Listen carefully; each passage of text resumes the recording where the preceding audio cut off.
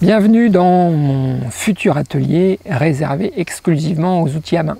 Alors j'entends par là sans électricité et sans essence. Les outils anciens quoi.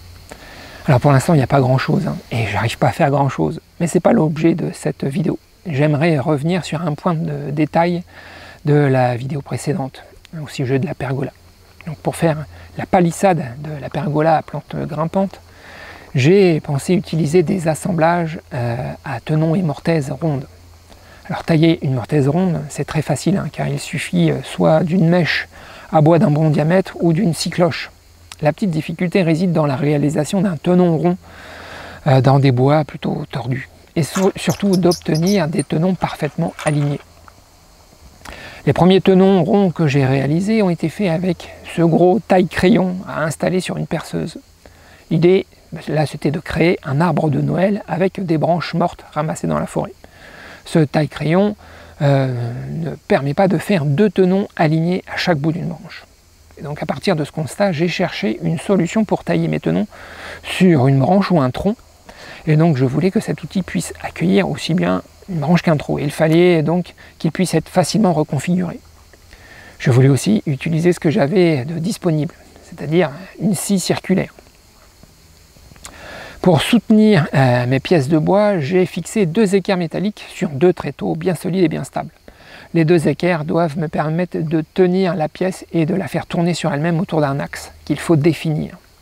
Plus vous choisissez une pièce de bois droite, et plus c'est facile de déterminer l'axe de rotation. Par contre, plus votre pièce est tordue et plus cet axe est difficile à trouver. Dans la pratique, on peut sélectionner quelques bois tordus pour une question esthétique, mais il faut éviter d'aller trop loin. Comme dans toute chose, il faut rester mesuré et choisir la voie du milieu. Si vous avez du mal à estimer l'axe de rotation, vous pouvez y aller à tâtons en utilisant deux petites vis et faire plusieurs essais de rotation en déplaçant l'axe. Il faut chercher à équilibrer la rotation pour éviter de manger tout le bois d'un côté et en manquer de l'autre.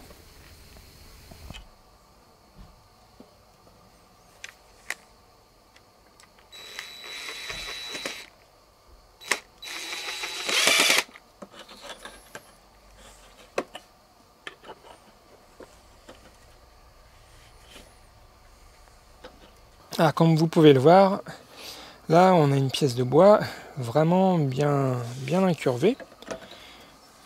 Alors particulièrement dans un sens. Dans ce plan-là, elle est relativement droite. D'ailleurs, quand on la lâche, on voit bien que la gravité l'emmène, elle a fait tomber tout le poids et dans un même plan. Je dirais que la gravité peut vous aider à déterminer un plan. Donc dans ce sens-là, c'est relativement axé. Par contre, dans ce sens-là, on voit bien que si ma scie circulaire commence à manger de façon équilibrée en début de tenon, arrivé à ce niveau-là, elle va manger beaucoup de bois ici et plus rien de ce côté-là. Donc pour équilibrer le tenon, en gros, il faut que viser le centre à la base et pas à l'extrémité. Imaginons que j'ai besoin de tenonner jusqu'ici. Eh bien, si je poursuis, en gros, l'axe, il est là. Donc j'ai besoin en fait de décaler ma pièce vers la gauche pour pouvoir viser le centre du tenon à ce niveau-là, au niveau de la base. Donc on va faire un essai en décalant un peu le tenon, enfin l'axe de rotation. Donc au début, on tâtonne un peu. Voilà. Donc je vise un peu plus bas.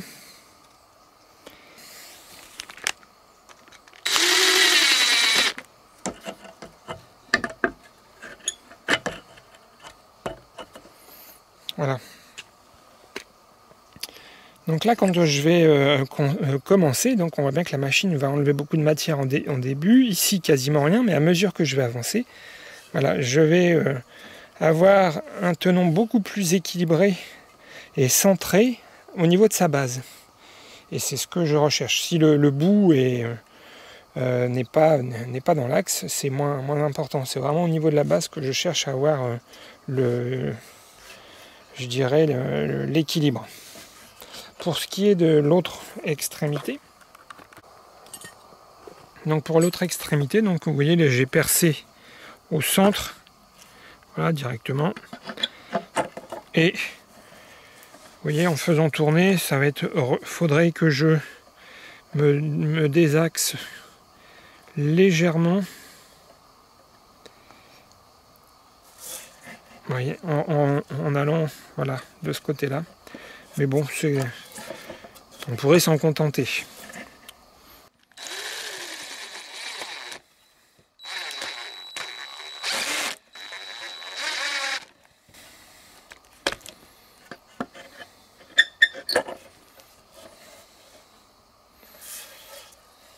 Voilà, je pense que là c'est bien. Une fois que j'ai la place de l'axe,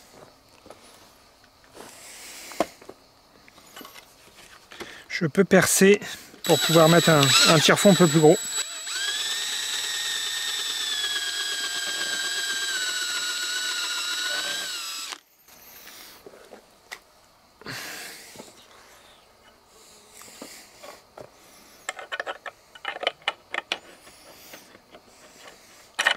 J'ai peur que ça soit même un petit peu trop gros. Là, c'est vraiment la limite, hein. Je pense que là, mon bois, il va éclater. Il est trop fin. Surtout que j'ai complètement désaxé.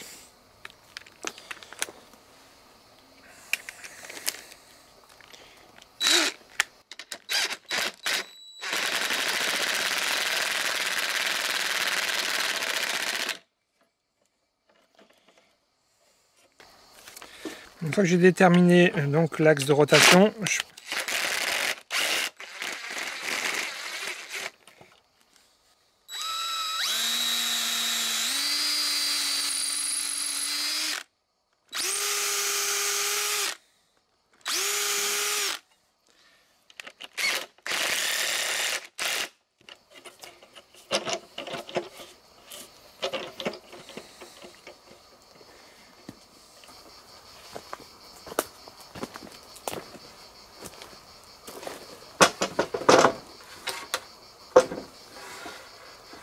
alors une fois que la pièce est libre de rotation, il faut confectionner la table. Confectionner la table sur laquelle vous allez poser la scie circulaire. Alors on y va à tâtons.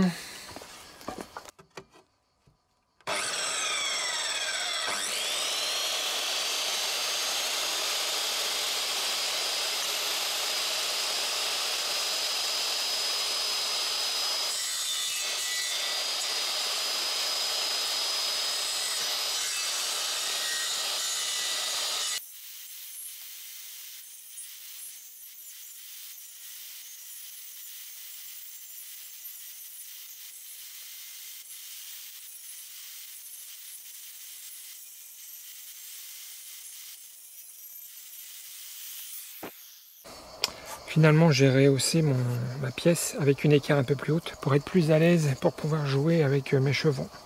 En fait, ça tombe mieux avec 3 rangées de chevrons empilés.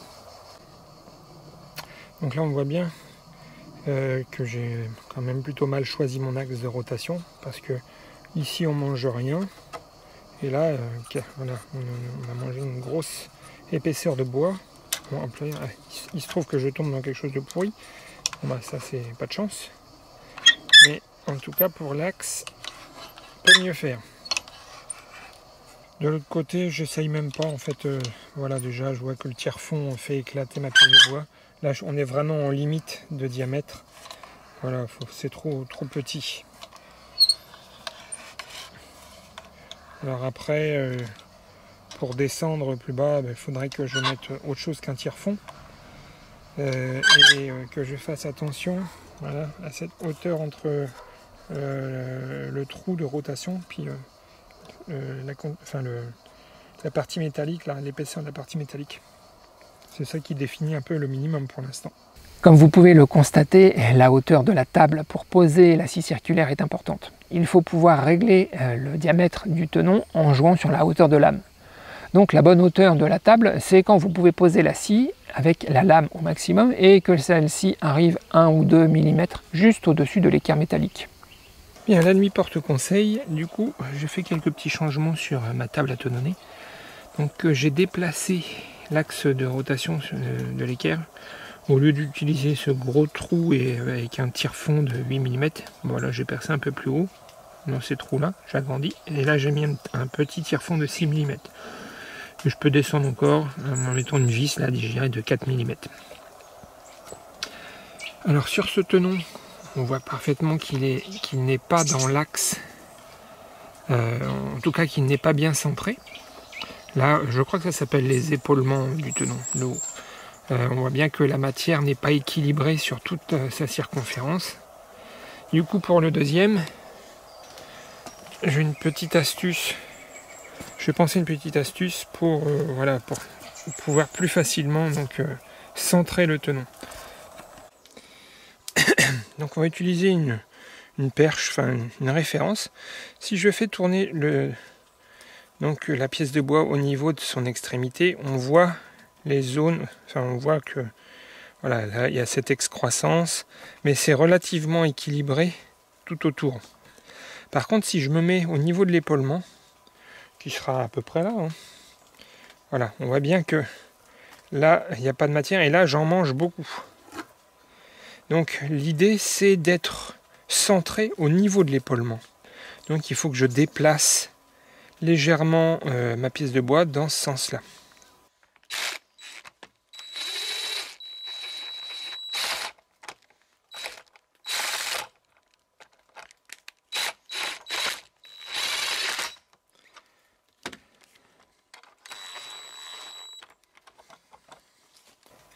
Donc je me suis décalé légèrement par rapport au centre.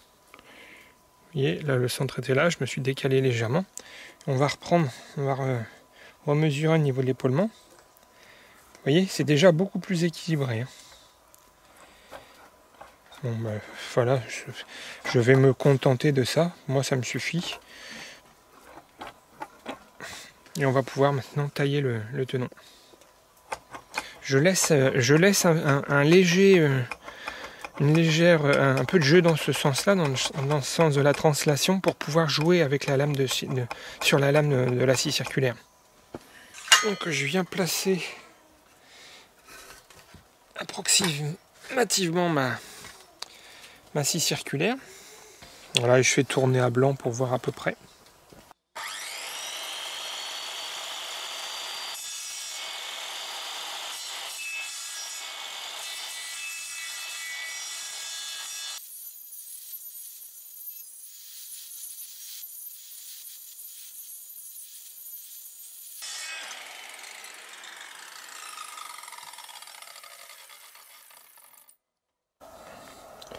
Donc là on voit que le tenon commence à se dessiner et là il est bien trop fin. Je vais régler donc la profondeur de ma lame pour arriver à un tenon autour de 30 mm quoi, de diamètre.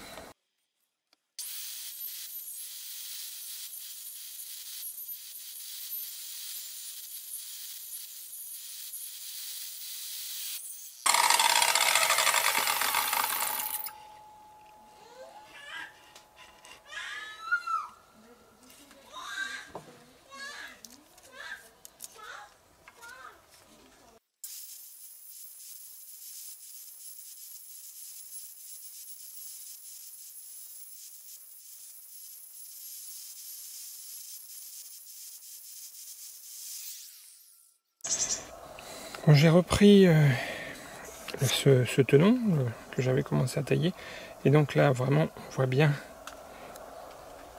qu'il est mal axé. Si j'avais continué à le tailler, en fait arrivé là il n'y aurait plus de matière, enfin, je sortais quasiment du bois.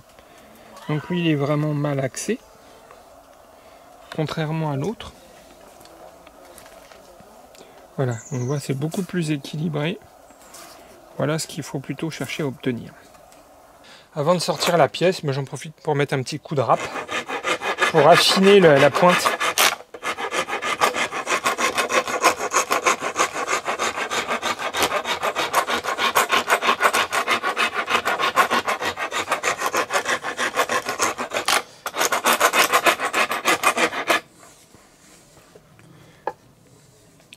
me suis fait un gabarit mais très grossier.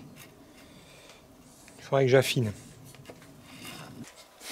Bon, je vais essayer de vous définir une procédure pour refaire un peu toujours la même chose sans trop se prendre la tête. Donc au début, là, on vise le centre avec une vis.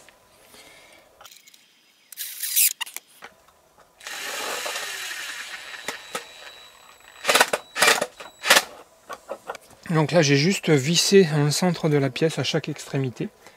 Et on voit comment ça tourne. Et on voit comment ça tourne par rapport à la place, enfin au niveau de l'épaulement. Allez, on va se dire qu'on se donne... Allez, 8 cm de tenon. Alors, comment ça tourne dans l'épaulement? Ah bah là, vous voyez, c'est vraiment flagrant. Je touche et là, il me manque presque 2 cm. Donc, il faut que je déplace mon axe.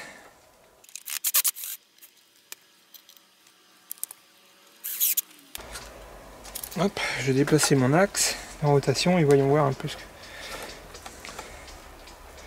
C'est pas beaucoup mieux.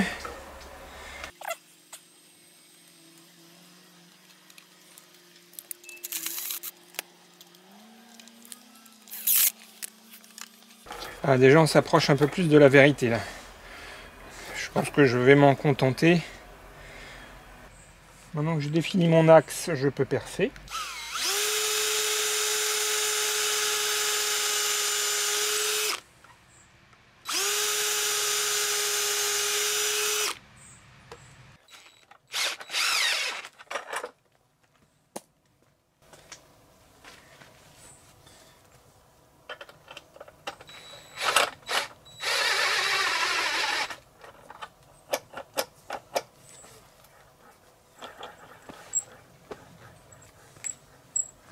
Et maintenant je peux régler ma table. Hop, j'enlève le carter de protection.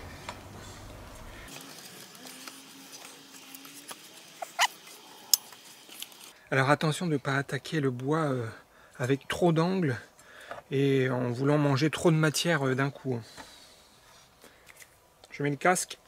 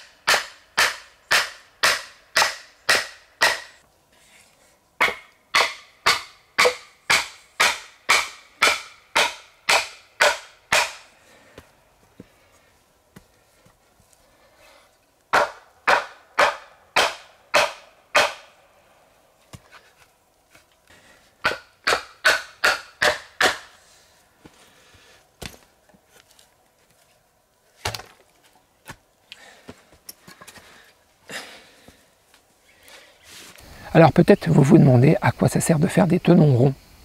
L'idée c'est de simplifier l'assemblage tenon-mortaise. Comme je vous le disais dans la vidéo précédente, c'est plus facile de faire une mortaise ronde avec une mèche à bois ou une scie cloche plutôt qu'une mortaise carrée à l'ébauchoir. J'ai utilisé les pièces de bois de cette vidéo pour faire les pieds de mes petits tréteaux qui me serviront plus tard à faire de la charpente. Alors c'est le petit tréteau que vous pouvez voir là juste à côté de moi. Ça c'est la V2. Il y a une V1 que je vous montrerai aussi. C'est clair que la machine à tenonner perd de son intérêt si vous avez besoin de faire un seul tenon comme dans cet exemple.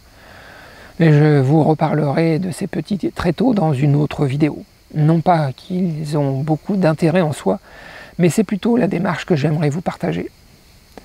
En revanche, si vous voulez réaliser des barrières, des échelles, des palissades, bref, tout ce qui demande un calpinage et 2 tenons parfaitement alignés, alors la machine à tenonner devient vraiment intéressante. Avec cette machine, j'envisage aussi de faire de petits mobiliers comme des chaises. Au début, j'ai imaginé tenonner des troncs de gros diamètre, mais je pense qu'au-delà de 15 cm de diamètre, le tenon rond perd de son intérêt. Imaginer faire des pans de bois pour une structure de la taille d'une cabane doit plutôt se penser avec des assemblages de charpente traditionnels. J'espère que cette machine à tenonner vous inspire et vous donnera envie d'utiliser les bois bruts que vous pouvez trouver en forêt. À bientôt!